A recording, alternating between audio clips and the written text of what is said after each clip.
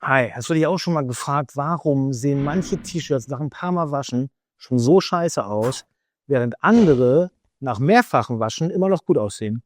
Für mich ist diese Frage ganz interessant, weil ich dieses Jahr ein kleines T-Shirt-Business starten möchte. Deshalb habe ich einen ganz ausführlichen Waschtest gemacht. 40 Grad, 60 Grad, mit Trockner, ohne Trockner, auf weiß gedruckt, auf schwarz gedruckt und so weiter. Genau darum geht es in diesem Video. Also bleibt dran, los geht's. Ich habe mich gefragt, was würde ich gerne wissen wollen, bevor ich diese Maschine kaufe? Und ich habe 3 Sachen, um die es in diesem Video jetzt geht. Fangen wir erstmal vorne an. Ich habe mir mal einen Korb voller Klamotten mitgenommen, die ich schon seit Jahren wasche. Das meiste davon ist gekauft. Einige davon habe ich auch selber gedruckt. Und bevor wir gleich richtig loslegen, will ich mal eben ganz schnell oberflächlich auf so ein paar verschiedene Druckverfahren eingehen. Und vor allen Dingen, ich möchte auch erklären, warum ich letztendlich bei DTF, also Direct to Film, das ist das, was der Drucker hier vorne druckt, geblieben bin und damit ab jetzt meine Klamotten drucken werde. Es gibt verschiedene Druckverfahren. Auf der einen Seite Siebdruck, eigentlich das Druckverfahren, was jeder benutzt, wenn es um T-Shirt-Druck geht. Das Ding hier habe ich selber mal per Siebdruck hergestellt. Ganz kurze Info zum Siebdruck. Man braucht halt Sieb. Dieses Sieb wird belichtet. Dann hat man hier so eine Form drauf, durch die man halt die Farbe durchdrücken kann aufs Textil. Für dieses Motiv auf diesem Shirt brauchte ich 2 Siebe. Einmal das für Blau und einmal das für Rot. Das heißt, man braucht für jede Farbe ein eigenes Sieb. Wenn man bunte Motive drucken will, macht man das Ganze mit einem Rasterverfahren und kann dann mit CMYK, also mit Cyan, Magenta, Gelb und Schwarz, gemischt farbige Bilder drucken. Ist ein bisschen kompliziert. Und wie gesagt, man braucht jedes Mal ein eigenes Sieb für jede Farbe. Und ich habe in der Zeit, wo ich Siebdruck gemacht habe, 2 verschiedene Arten von Siebdruckfarben kennengelernt. Das eine ist so eine ganz normale Farbe, die trocknet irgendwie an der Luft. Die andere, das ist Plastisol. Die muss man halt mit Hitze fixieren. Das heißt, man muss die Farbe hinterher heiß machen, damit sie nicht mehr abfärbt. Dann die nächste Farbe draufdrucken, wieder heiß machen und so weiter. Da ich nicht so geduldig bin, ist das deswegen alleine schon nicht das richtige Druckverfahren für mich. Das hier zum Beispiel ist Siebdruck mit Plastisol, mehrere Jahre alt, mehrfach gewaschen. Und man sieht auch ganz gut, dass sich hier die Farbe typischerweise so ein bisschen abblättert. Trotzdem ist das Ganze, fühlt sich so gummimäßig an. Und wenn man so rüberfühlt, fühlt man auf jeden Fall halt auch den Widerstand hier auf den Klamotten. Dann gibt es DTG, das ist Direct to Garment. Das bedeutet so viel wie direkt auf den Stoff gedruckt. Das hier, würde ich mal sagen, ist Direct to Garment. War auf jeden Fall auch schon mal von den Farben her ein bisschen kräftiger. Und ganz schlimm finde ich bei Direct to Garment das hier. Das ist so eine große Enttäuschung gewesen, muss ich ganz ehrlich sagen. Ich trage das Ding eigentlich mittlerweile nur noch im Garten oder in der Werkstatt. Man sieht schon, hier sind überall Silikonflecken dran. Da ist die Farbe, hat sich so verabschiedet. Das war mal wirklich ein knalliger Magenta zu Cyan-Verlauf und hier unten drunter war noch so ein Raster drunter. Da muss ich sagen, war ich von Direct to Garment komplett enttäuscht. Hier habe ich noch einen, das ist Flexdruck. Flexdruck ist eigentlich eine Folie, wo man Buchstaben ausschneidet und diese Buchstaben dann aufklebt. Das heißt, man braucht für jede Farbe eine eigene Folie und man kann halt keine Bilder damit drucken, also keine Fotos, sondern immer nur einzelne Farben. Vorteil ist, hält aber wirklich gut. Der Pullover ist so alt, dass ich ihn mittlerweile auch eigentlich nur noch in der Werkstatt anhabe, aber der Druck ist echt noch gut. Wo wir bei dem Thema sind, kommen wir mal zu DTF, Direct to Film. Damit wird auf einem Film gedruckt und der wird dann direkt aufs T-Shirt übertragen per Transfer, also Thermotransfer mit Hitze draufgedrückt. Das ist einer meiner ersten DTF-Drucke gewesen. Da habe ich DTF noch bestellt. Mittlerweile auch nur noch so ein Gartenpullover. Der ist, glaube ich, 3 Jahre alt oder so. Und ich muss ganz ehrlich sagen, der Druck selber ist gar nicht mal so viel schlechter, als er am Anfang war. Ich hatte zufälligerweise noch so einen Druck über. Habe den auf die Rückseite heute nochmal drauf gedruckt. Das ist von heute. Das ist von vor 3 Jahren. Klar, die Farben sind nicht mehr ganz so knallig, aber grundsätzlich gute Qualität. Und deswegen bin ich auf jeden Fall auf der DTF-Seite. Sieht man auch schon daran, weil das ist auch DTF. Und das hier ist auch DTF. Beide Klamotten sind schon ein bisschen älter. Ich weiß nicht, wie oft die schon gewaschen wurden, aber die Druckqualität, auch hier am Arm, ist absolut super. Hier ist auch viel Bewegung drin. Also von wegen, hier knickt es sich viel, hier wird viel dran gezogen und so. Die Qualität hier ist auch absolut noch gut. Was ich halt bei DTF auch total geil finde, ich habe hier oben nochmal auf der Kapuze noch einen kleinen Druck. Total detailliert sieht man hier. Und deswegen kann ich wirklich mit einem richtig guten Gewissen sagen, dass dieser Drucker richtig gute Ergebnisse macht. Wenn du das ganze Video zu der Maschine sehen willst, dann guck einfach mal hier oben rein. Ich habe dazu ein ausführliches Video gemacht, inklusive Aufbauen, Inbetriebnahme, Erklärung, wie das Ganze funktioniert und die ersten Testdrucke. Heute geht es aber um was anderes. Wie ich schon gesagt habe, es geht um einen Wasch- und Trocknertest. DTF soll eigentlich bei 40 Grad maximal gewaschen werden. Xtool sagt irgendwo 60 Grad geht auch. Ich war mir nicht ganz sicher, deswegen wollte ich es ausprobieren. Und man soll DTF eigentlich nicht unbedingt im Trockner trocknen, sondern auf der Wäscheleine. Meine Klamotten werden immer bei 40 Grad gewaschen und in der Wäscheleine. Die Klamotten, die in der Werkstatt getragen werden, ab und zu auch bei 60 Grad. Aber im Trockner landet davon eigentlich so gut wie nie was. Das ändert sich aber jetzt für meinen kleinen Test. Ich habe, wie gesagt, eine ganze Menge Klamotten bedruckt. Und zwar habe ich 4 schwarze Shirts, 4 weiße Shirts. Jeweils mit einem DTF-Druck drauf, den ich mit dem Apparel Printer gemacht habe. 2 von den schwarzen Shirts waschen wir bei 40 Grad, die anderen 2 bei 60 Grad. Jeweils eins von den 40 und 60 Grad Shirts kommt nur auf die Wäscheleine und das andere kommt in den Trockner. Das heißt, ich habe ein schwarzes Shirt, 40 Grad Trockner, ein schwarzes Shirt, 40 Grad Wäscheleine, ein schwarzes Shirt, 60 Grad Trockner, ein schwarzes Shirt, 60 Grad Wäscheleine. Das gleiche bei den weißen Shirts. Ach so, falls dieses Video für dich irgendwie eine Kaufentscheidung ist, dir den Apparel Printer von Xtool auch zu kaufen, würde ich mich riesig freuen, wenn du einen von den Links in der Videobeschreibung nimmst. Damit tust du mir einen großen Gefallen. Ich bekomme dann nämlich noch ein bisschen Provision von Xtool. Also, die Shirts sind alle in der Waschmaschine. Ich habe noch 2 weitere Themen. Und zwar eine Sache, die mich ein bisschen gestört hat beim DTF-Druck ist, wenn ich hier so flächig drucke wie hier, habe ich halt eine große Fläche. Und man sieht, glaube ich, auch, dass es halt einfach eine große Fläche. Ich sag mal so, bei so einer Leinentüte ist es überhaupt nicht problematisch, dass hier so ein riesengroßer flächiger Druck drauf ist. Das Ganze fühlt sich halt an der Stelle ein bisschen steifer an. Aber auf dem T-Shirt so eine große Fläche, muss ich halt ganz ehrlich sagen, fand ich irgendwie nicht so geil.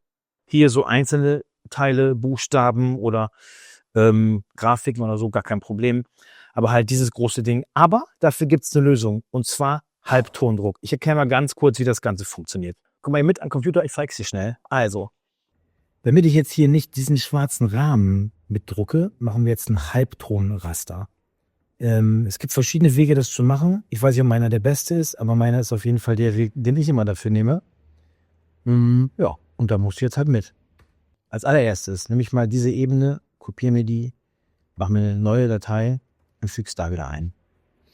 Jetzt weißt du nicht, was soll das? Wirst du doch gleich sehen. Als nächstes gehe ich dann in den Graustufenmodus, mache erstmal alles in Grau, reduziere auch auf eine Ebene. Dann sieht das Ganze so aus. Und jetzt mache ich mir hier über die Gradationskurven den Kontrast ein bisschen stärker, beziehungsweise ich mische mir das jetzt so ein bisschen Erfahrungswert, dass ich halt in den schwarzen Flächen hier ein bisschen mehr Details erkennen kann. Ich zeige mal einmal. So sieht es jetzt hier alles sehr, sehr schwarz einfach aus. So habe ich jetzt hier doch noch ein bisschen mehr Details drin. Finde ich eigentlich ganz geil, so wollen wir es haben. Als nächstes gehe ich dann rüber und wechsle in Bitmap-Modus. Und da bleiben wir einfach bei einer Ausgabe von 300 Pixel pro Zoll. Und ich habe hier ein Halbtonraster angegeben. Und als Halbtonraster fragt er jetzt, ob wir Ellipse wollen, Linie, Quadrat. Ich bleibe hier bei einer Ellipse. Ihr könnt ja andere Sachen mal ausprobieren, was dabei rauskommt. Und auch hier Rasterweite 18 Linien pro Zoll, Winkel 45 Grad. Und da kommt das dabei raus. Das könnte schon ganz gut aussehen. Erstmal denkst du dir so, Qualität ist ja voll scheiße, aber warte mal ab. Ich nehme jetzt das ganze Ding, mache eine Auswahl und kopiere mir das. Und dann wechseln wir wieder in diese Datei. Füge ich das Ganze wieder ein, so dass es sauber übereinander passt. Und so. Ich habe jetzt hier mein Raster drauf. Mir geht's ja um den Übergang nach außen hin. Deswegen würde ich jetzt wahrscheinlich hier, so sieht das Ganze jetzt ja aus, das ist das Bild und ich möchte halt dieses Raster darauf anwenden. Aber ich möchte das, was in meinem Gesicht hier stattfindet, da würde ich jetzt sagen, dann nehme ich das Raster einfach raus. Und dafür nehme ich jetzt hier einfach einen kleinen Pinsel, so.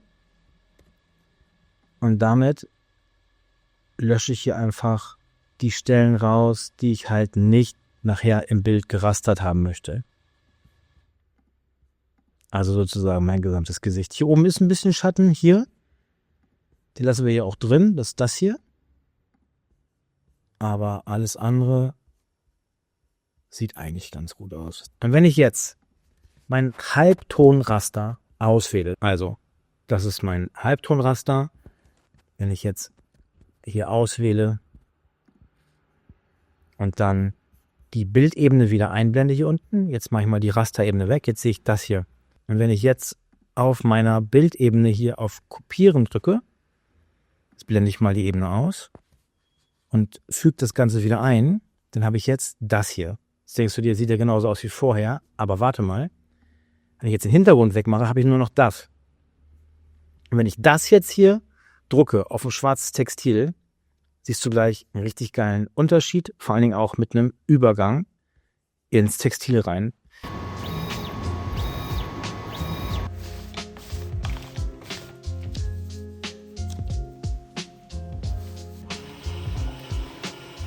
Siehst du, und so habe ich jetzt das gleiche Motiv, ich zeige es einmal so, komplett ohne diesen schwarzen Hintergrund, weil mein Shirt ist ja schwarz. Ich könnte theoretisch auch, oder nicht nur theoretisch, sondern auch praktisch sogar, ich könnte halt auch, wenn ich auf einem gelben Shirt drucken würde, das Ganze halt für gelb aussparen. Also, dass alles, was gelb ist, hier nicht mehr mitgedruckt wird, weil das Shirt ja schon gelb ist. Zum Beispiel weiß, genau das Gleiche. In diesem Fall, ich habe es jetzt mal an schwarz erklärt. Und falls ich es nicht gut erklärt habe, guck mal bei YouTube nach. Es gibt auf jeden Fall noch richtig gute Erklärungen für Halbtondruck mit DTF. Ich muss sagen, auf jeden Fall richtig geiles Ergebnis. Das ist das Erste. Ich habe hier mal 4 verschiedene exakt identische Formen drauf gedruckt. So meine Testform, die ich mal benutze, um zu gucken, ob die Farben gut aussehen, ob die Farben knallig sind, ob die Verläufe funktionieren und so weiter. DTF-Druck funktioniert ja so, ich transferiere das Ganze drauf mit der Transferfolie noch dabei, ziehe dann nach dem Transferieren die Transferfolie ab und druck dann nochmal nach, entweder mit Backpapier oder mit so einer, ich weiß gar nicht, wie das heißt, dieses komische Textil, was hier dabei ist. Wenn ich das Ganze jetzt mit Backpapier mache, sieht das Ganze natürlich hier komplett platt aus. Backpapier hat halt keine eigene Struktur. Wenn ich jetzt mit der Presse da oben drauf drucke, Backpapier, dann habe ich hier einfach komplett flach und wirklich diesen, finde ich auf jeden Fall, unschöne, flächige Ergebnis. Nehme ich jetzt dieses Textilding, was dabei ist, ich weiß nicht genau, aus was das besteht, aber hat auf jeden Fall so eine leichte Struktur. Und wenn ich das zum Nachdrucken, zum Nachpressen nehme, dann habe ich hier schon so eine ganz leichte Struktur auch drin. Und dann habe ich gedacht, Moment mal, wenn wir Strukturen übernehmen können, also mit einfressen können, dann könnten wir doch einfach so ein altes Stück Leine nehmen, was richtig hier so ein, wo man wirklich halt ja so die Struktur richtig sieht, also diese Textilstruktur, und mit ein bisschen mehr Druck das Ganze aufpressen und dadurch dann unsere glatte Oberfläche so ein bisschen mit Struktur zu versehen. Und das funktioniert tatsächlich. Also man kann diese Oberfläche so ein bisschen beeinflussen. Erstens, indem man sie ein bisschen stärker anpresst und dadurch halt dann die textileigene Struktur ein bisschen mehr durchkommt. Zweitens, indem man auch von oben eine Struktur mit eindrückt. Wie gesagt, mit so einem groben Leinenstoff funktioniert das ganz gut. Dann habe ich aber gedacht, was wäre denn, wenn wir einfach ein 60er Sandpapier nehmen und das da mal draufdrucken? Was soll ich sagen? Hat auch funktioniert, das Ergebnis sah dann so aus. Ich habe jetzt hier 4 unterschiedliche Ergebnisse und ich finde, man kann ganz gut sehen, dass die von glatt, unbehandelt bis ein bisschen mehr Struktur, bis hin zu richtig grobe Struktur alles dabei ist. So, jetzt müssten auch unsere Waschdurchgänge fertig sein. Gucken wir uns das Ergebnis doch mal an. Weil das ist ja schließlich das, was du wissen willst, ne? Bevor du dir so ein Gerät kaufst. Willst du doch wissen, ist das eigentlich gut? Ich würde es auf jeden Fall wissen wollen. Fangen wir doch mal an. Wir haben hier 40 Grad auf weiß gedruckt, ohne Trockner. 40 Grad auf schwarz gedruckt, ohne Trockner. 10-mal gewaschen, nicht getrocknet. 10-mal gewaschen, nicht getrocknet. Das Ergebnis, ganz klare Sache, sieht für mich aus wie frisch gedruckt. Klar, jetzt ist 10-mal gewaschen nicht die Welt, aber ich habe schon T-Shirts gehabt, die nach 10-mal waschen komplett anders aussahen. Und hier muss ich sagen, 10-mal gewaschen, 40 Grad, nicht im Trockner, das Ergebnis kann sich sehen lassen, muss ich ganz ehrlich sagen. Ich wusste selber nicht, was dabei rauskommt, aber das hier, muss ich sagen, sieht wirklich gut aus. Legen wir mal einmal hier hin. Dann habe ich hier 40 Grad, 10-mal gewaschen und 10-mal im Trockner auf höchste Stufe getrocknet. Und da muss ich sagen, sieht man schon einen kleinen Unterschied. Jetzt von Weitem noch nicht, aber wenn du mal aus der Nähe guckst, dann siehst du, dass hier teilweise gerade in den Weißbereichen und so ein bisschen die Farbe wegbricht. Das liegt aber nicht am Waschen, das liegt am Trocknen bei, ich weiß nicht, wie viel Grad ich getrocknet habe, volle Kanne halt. Da ich aber nie trockne und auch nicht empfohlen wird, die Dinge unbedingt in den Trockner zu schmeißen, finde ich das hier auch vollkommen in Ordnung. Jetzt kommen wir mal zu 60 Grad und nicht im Trockner. Man sieht übrigens, dass die weißen Shirts alle komplett verwaschen sind, weil ich natürlich meine weißen und schwarzen Shirts bei 60 Grad zusammengewaschen habe. Ursprünglich war das T-Shirt hier weißer als der Druck. Jetzt ist der Druck weißer als das Shirt. Aber was ich für wichtiger finde, der Druck, 60 Grad, gewaschen, 10-mal, nicht im Trockner, auf weiß und auf schwarz, sieht richtig gut immer noch aus. Also ich sehe hier nichts, wo man sagen könnte, da ist irgendwie was weggebrochen, hat sich aufgelöst oder so. Der Druck nach 10-mal Waschen bei 60 Grad. Und wie gesagt, eigentlich ist Waschen bis 40 Grad empfohlen. 60 Grad ist eigentlich gar nicht angesagt, aber funktioniert auch, hätte ich nicht gewusst. Ich glaube, unser kleiner Endgegner ist einfach nur der Trockner. Auf jeden Fall, so wie ich getrocknet habe. Ich hatte nämlich auf extra trocken gestellt. Nicht schranktrocken, sondern extra trocken. Ich habe gedacht, wenn wir schon einen Trocknertest machen, dann auch so richtig volle Kanne. Weil, wenn wir uns mal angucken, 60 Grad, 10-mal gewaschen, 10-mal getrocknet, da sieht man nämlich auch, dass irgendwann die Farbe anfängt, ein bisschen zu leiden. Aber wie gesagt, das kommt vom Trockner, das kommt nicht vom Waschen. Aber ich glaube, das ist normal. Wenn ich jetzt hier zum Beispiel mal vergleiche, 60 Grad gewaschen, 60 Grad gewaschen ohne Trockner, 60 Grad gewaschen mit Trockner, kann man auf jeden Fall den Unterschied ganz klar sehen. Es liegt überhaupt nicht am Waschen, es liegt am Trocknen. Weil ich habe meinen Trockner einfach auf volle Kanne gestellt und habe den trocknen lassen, bis die Dinger knochentrocken waren. Ich habe ja auch so ein paar Zwischendurchaufnahmen gemacht. Ich blende die auch noch mal ein nach den ersten Wäschen und so. Ich habe immer schön Strichliste geführt. Also nach jedem Waschdurchgang habe ich da einen neuen Strich drauf gemacht, nach jedem Trockendurchgang auch. Die ersten 2, 3 Trockendurchgänge war auch kein Problem, da war noch nichts zu sehen. Das kam halt wirklich erst mit der Zeit. So, jetzt haben wir was gelernt über T-Shirts und Textildruck. Ja, und falls du, wie gesagt, so eine Maschine kaufen willst, guck gerne nochmal in die Beschreibung, in die Videobeschreibung, da findest du ein paar Links. Und ansonsten würde ich sagen, danke fürs Zuschauen. Wir haben heute viel gelernt über DTF-Druck, über andere Druckverfahren und wie man am besten wäscht. Meine Klamotten sehen nach Jahren noch gut aus, weil ich die halt immer nur bei 40 Grad wasche und nicht in den Trockner schmeiße. Also nicht ich, sondern Maike macht das. Ich will mich hier nicht mit fremden Fehlern schmücken. Das nochmal eben ganz kurz. Naja, so, alles klar. Bis zum nächsten Mal. Tschüss.